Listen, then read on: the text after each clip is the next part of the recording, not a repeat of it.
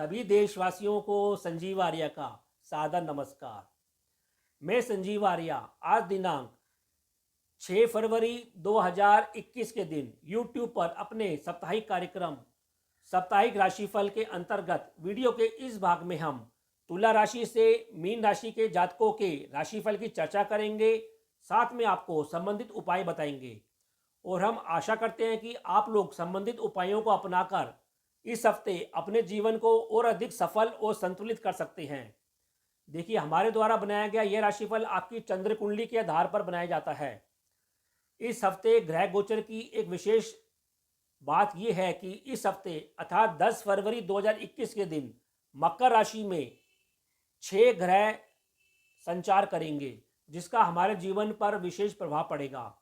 अब हम राशि चक्र की 7वीं राशि तुला राशि अर्थात लिब्रा के राशिफल की चर्चा करते हैं। तुला राशि अर्थात लिब्रा। देखिए, तुला राशि के जातक सप्ताह के पहले दिन आप अपने घर परिवार के मामलों में कुछ अधिक सक्रिय हो सकते हैं। आपको व्यवसाय में भी अपने परिवार की तरफ से मदद मिलती हुई और धन की मदद मिलती हुई दिखाई दे रही है। इसके अलावा सप्ताह के दूसरे दिन और तीसरे दिन आप अपने बंधुओं के संग किसी यात्रा पर जा सकते हैं, किसी धार्मिक कार्यक्रम में शामिल हो सकते हैं और आपको भाग्य का भी लाभ मिलता हुआ दिखाई दे रहा है। सप्ताह के चौथे दिन और 5वें दिन आप अपने घरेलू वातावरण में नाना प्रकार के सुख और दुख, लाभ और हानि देखने को मिल सकती है। वैसे कर्म क्षेत्र में आपको परिवार से मान सम्मान मिलता हुआ और लाभ मिलता हुआ अवश्य दिखाई देगा। तो सप्ताह के अंतिम 2 दिनों में आप अपने मित्रों के साथ, अपने संतान पक्ष के साथ खूब व्यस्त रहेंगे। यात्रा से भी आपको लाभ मिलता हुआ दिखाई दे रहा है और कोई मित्र आपको विशेष मदद करता हुआ भी दिखाई दे रहा है। ऐसा लगता है कि आप भी अपने मित्र की विशेष मदद कर सकते हैं। वैसे इस हफ्ते आप अपनी बुद्धि से विभिन्न क्षेत्रों में अधिक सक्रिय होते हुए दिखाई दे रहे हैं। फिर भी उपाय के तौर पर आपको इस हफ्ते सतनाजा पक्षियों को डालना चाहिए और सूर्य भगवान को जल का अर्घ्य देना चाहिए। वृश्चिक राशि अर्थात स्कॉर्पियो। देखिए, वृश्चिक राशि के जातक सप्ताह के पहले दिन ऐसा लगता है कि आप कुछ भ्रमित हो सकते हैं और कुछ तनाव में आ सकते हैं। विशेषकर आपको भाग्य की कमी का शिकार होना पड़ सकता है, लेकिन आपको फिर भी पिता तुल्य वर्ग से कुछ मदद मिलती हुई, साथ में मतभेद मिलता हुआ भी दिखाई दे रहा है। अतः आप अपना बचाव करें। सप्ताह के दूसरे दिन और तीसरे दिन आप अपने परिवार में कोई धार्मिक कार्यक्रम करा सकते हैं, उसमें व्यस्त हो सकते हैं। आपको माता रूपी या स्त्रियों से भी मदद मिलती हुई दिखाई दे रही है। वैसे आपको परिवार में उत्तम भोजन और धन का लाभ निरंतर बना रहेगा। सप्ताह के चौथे दिन और 5वें दिन आप विभिन्न क्षेत्रों से मदद लेते हुए दिखाई दे रहे हैं और आपको पराक्रम संबंधी लाभ भी मिलता हुआ दिखाई दे रहा है। ऐसा लगता है कि आपकी छवि एक नेता के रूप में उभरेगी और आप अपने आप पर खूब फक्र महसूस करेंगे। इसके अलावा आप अपने घर और वाहन से संबंधित निवेश करते हुए भी दिखाई दे रहे हैं। तो सप्ताह के अंतिम 2 दिनों में आप अपने घर और व्यवसाय में खूब व्यस्त रहेंगे और आप घर से संबंधित और आपको जनता का भी अपार समर्थन मिलता हुआ दिखाई दे रहा है, जिससे आपको खुशी प्राप्त होगी। फिर भी उपाय के तौर पर आपको इस हफ्ते सतनाजा पक्षियों को डालना चाहिए और हल्दी और चंदन का टीका अपने गले लगाना चाहिए। धनु राशि अर्थात सैजिटेरियस। देखिए, धनु राशि के जातक सप्ताह के पहले दिन आपको कोई गुप्त परेशानी होती हुई दिखाई दे रही है। ऐसा लगता है कि आपके कुछ गुप्त शत्रुओं से भी आपको सावधान रहने की आवश्यकता है। वैसे आध्यात्मिक क्षेत्र में आपकी बुद्धि का विकास होता हुआ भी दिखाई दे रहा है।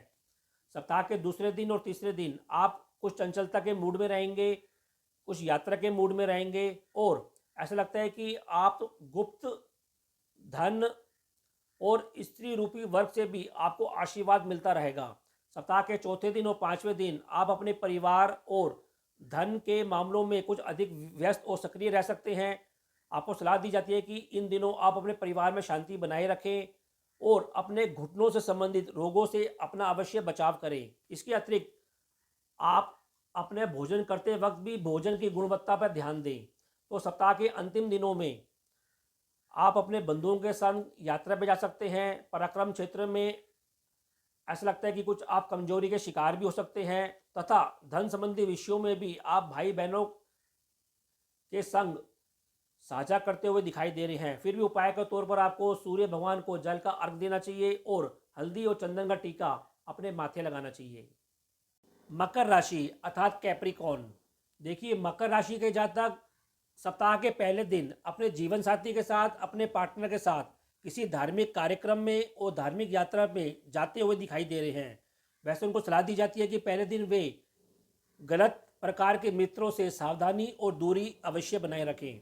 इसी प्रकार सप्ताह के दूसरे दिन और तीसरे दिन आप कुछ व्यर्थ की यात्रा में उलझ सकते हैं, व्यर्थ की यात्रा कर सकते हैं। आप अपने जीवन साथी के साथ कुछ व्यर्थ का व्यय करते हुए भी दिखाई दे रहे हैं। इसके अलावा ऐसा भी लगता है कि इन 2 दिनों में आप धार्मिक क्षेत्र पे कुछ अधिक व्यय करते हुए दिखाई दे रहे हैं। सप्ताह के चौथे दिन और पांचवें दिन आपको सलाह दी जाती है कि आप अपने जीवन साथी के साथ, पार्टनर के साथ संबंधों पर ध्यान दें, मतभेद लेने से बचें। वैसे इन 2 दिनों में आपके अंदर विभिन्न प्रकार के विचार झूलते रहेंगे और आपको सलाह दी जाती है कि आप आत्ममंथन करें और मेडिटेशन अवश्य करें। तो सप्ताह के अंतिम 2 दिनों में आपको स्त्री वर्ग से धन रूपी और पारिवारिक रूपी मदद मिलती हुई दिखाई दे रही है। इन 2 दिनों में आपको सलाह दी जाती है कि आप अपने जीवन साथी के स्वास्थ्य पर अवश्य ध्यान दें। फिर भी उपाय के तौर पर आपको इस हफ्ते सफ़ेद वस्तुओं का अधिक से अधिक दान करना चाहिए और सतराजा पक्षियों को डालना चाहिए। कुंभ राशि अर्थात एक्वेरियस।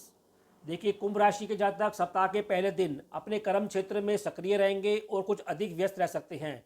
उनको गुप्त शत्रुओं से भी लाभ मिलता हुआ, विशेषकर द्रव्य लाभ मिलता हुआ दिखाई दे रहा है। उनको सलाह दी जाती है कि वे अपनी माता से या स्त्री वर्ग से तनाव लेने से या मतभेद लेने से अवश्य बचें। सप्ताह के दूसरे दिन और तीसरे दिन आप सामाजिक जीवन में कुछ अधिक यात्रा करते हुए दिखाई दे रहे हैं। आपकी प्रवृत्ति सात्विक होगी और आपको अच्छे प्रकार के मित्रों का लाभ मिलता हुआ, विशेषकर ज्ञान रूपी सलाह मिलती हुई दिखाई दे रही है। इसी प्रकार सप्ताह के चौथे दिन और पांचवें दिन आप धर्म और अपने जीवन साथी के साथ पिता के ऊपर भी कुछ व्यय करते हुए दिखाई दे रहे हैं, लेकिन आपको सलाह दी जाती है कि आप उनसे मतभेद लेने से बचें और आपको सलाह दी जाती है कि निर्णय लेते वक्त सावधानी बनाए रखें, क्योंकि ऐसा अंदेशा है कि इन 2 दिनों में आप कुछ गलत निर्णय ले सकते हैं। वैसे संतान पक्ष की शिक्षा के ऊपर भी इन 2 दिनों में कुछ अधिक व्यय होता हुआ दिखाई दे रहा है। तो सप्ताह के अंतिम 2 दिनों में आप दूर स्थानों की यात्रा पर जा सकते हैं। आपके जीवन में व्यय की कुछ अधिकता बनी रह सकती है। आप अपने जीवन साथी, अपने पिता के साथ किसी धार्मिक कार्यक्रम में शामिल हो सकते हैं और आपके अंदर विभिन्न प्रकार के विचारों की कुछ अधिकता बनी रह सकती है। अतः आप सप्ताह के अंतिम दिनों में मेडिटेशन अवश्य करें। फिर भी उपाय के तौर पर आपको इस हफ्ते सूर्य भगवान को जल का अर्घ देना चाहिए और सतनाजा पक्षियों को डालना चाहिए। और अब मीन राशि अर्थात पाइसिस। देखिए, मीन राशि के जातक सप्ताह के पहले दिन अपनी रुचि के अनुसार अपनी संतान पक्ष के साथ किसी यात्रा पर जा सकते हैं। आपको सलाह दी जाती है कि आप यात्रा में सावधानी अवश्य बनाए रखें।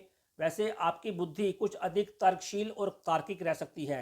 इसी प्रकार सप्ताह के दूसरे दिन और तीसरे दिन आप अपने कर्म क्षेत्र में खूब व्यस्त रहेंगे। संतान पक्ष से भी आपको मदद मिलती रहेगी और खूब लाभ आपको मिलता रहेगा। इसके अतिरिक्त आपको मान सम्मान भी खूब मिलता रहेगा।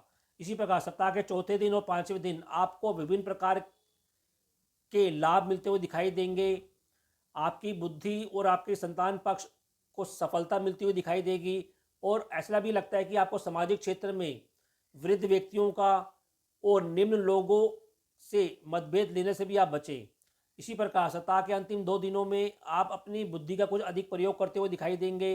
दूर स्थानों की यात्रा भी आपके जीवन में अधिक बनी रहेगी और आपको दूर स्थानों से लाभ भी मिलता रहेगा। कुल मिलाकर मीन राशि वालों के लिए यह हफ्ता नाना प्रकार के लाभ देखने का है। अतः वे अपने बुद्धि को ठीक रखकर उससे अधिक से अधिक लाभ अवश्य उठाएं। फिर भी उपाय के तौर पर आपको इस हफ्ते हनुमान चालीसा का नित्य पाठ करना चाहिए और हल्दी और चंदन का टीका अपने माथे लगाना चाहिए। तो यह कार्यक्रम आपको कैसा लगा, आप अधिक से अधिक कमेंट देके हमें अवश्य अवगत कराएं। यदि आप लोगों ने हमारे चैनल MS ज्योतिष सलाह को अभी तक सब्सक्राइब नहीं किया तो कृपया करके इसको शीघ्र ही सब्सक्राइब करें।